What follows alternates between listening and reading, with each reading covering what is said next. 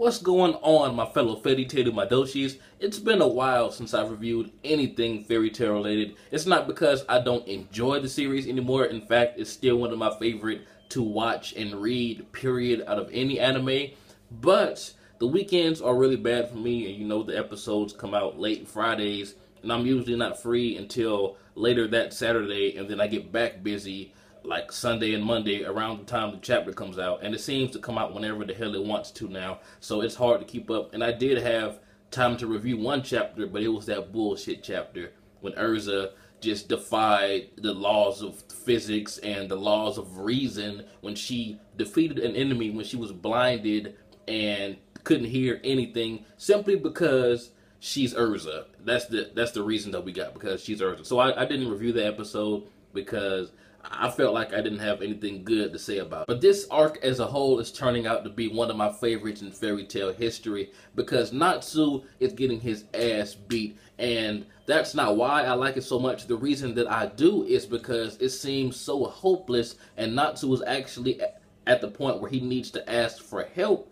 It seems like this battle is going to be won by not the power of feelings like we have been getting, like that bullshit reason of why Natsu can withstand that blast from Rogue and Sting. No, it seems like it's actually going to have to be won like the good old-fashioned way. They have to find out a way to overpower their enemy rather than just, you know, like I said, because oh, my friends are in danger, so I'm going to get this unexplainable power up that I can never do again. I do realize that fairy tale is all about friendship. I mean, they make that very clear even in the first episode, but I just like the fact that the situation is so dire and everyone seems to be losing, except for Ignil because he's awesome up there. But just the fact that they can't even really get Marde out of that chair for too long. Did you see that? This dude was fighting in the chair like the Kingdom Hearts semi-boss. That was awesome. And he's the new Hashirama. He brought up a humongous Tower of Thorns,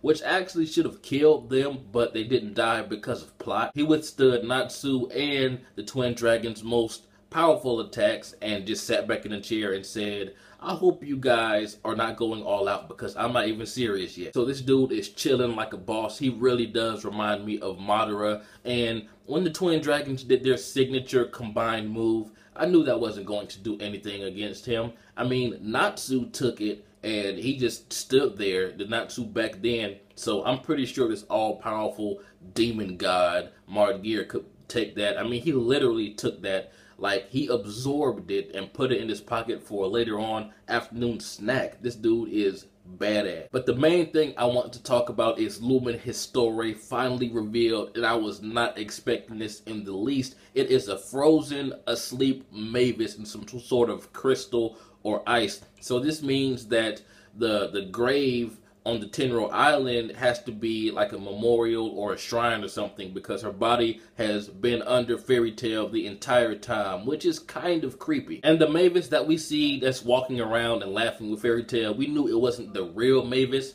but I guess it's like an astral projection or some hologram created by her psychic abilities. That really reminds me of Scheherazade from Maggie. It really does. But it seems like the crystal that she's in is opening up, because around the bottom it seems like there's stuff being released like water or something. So is that it opening, or is that just debris around the crystal, like Makarov just dug it up and brought her along? Now the only thing that we've been told about Mavis is that she was a brilliant tactician. Like, she won just about damn near every single one of her battles because she's so smart. But we have no idea what her magic is. So what can she do to help to destroy these 1,000 face rockets? Does she have like an overpowered godlike version of Fairy Law? That would be awesome. And speaking of Fairy Law, why isn't he using that? I mean, why isn't Makarov using that? Because anything that he sees as a threat is supposed to just, I mean, die right then and there.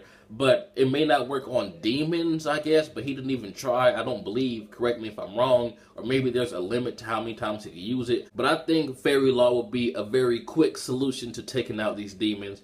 But then again, that would be too easy, and we wouldn't have gotten all these awesome fights that we're getting now. Honestly, that's what I think she's going to do. Some, like, upgraded version of Fairy Law. It may not even be called that, but something that can attack multiple targets in a huge beam of light and destroy anything that she either sees as a threat or that she wants to destroy. That's honestly what I believe she's going to do, but it can be anything because we have not been shown her power at all, but she must be just deliciously badass if Geer himself knows about her, because I believe it was in one of the episodes, and I believe it was in the manga too, when she came to him and he called her by name, and the only other person that he's called by name is Natsu for some reason that we still don't know, but I'm pretty sure she's godlike as well. But tell me what you guys think. I was totally not expecting Lumen Histoire to be Mavis. I mean, really? So what do you think she's going to do? What's going to be the outcome in acting Geer versus Igneel? How are they going to defeat Marde Geer? Because as of right now, he is damn near untouchable. But this has been JB the Chia.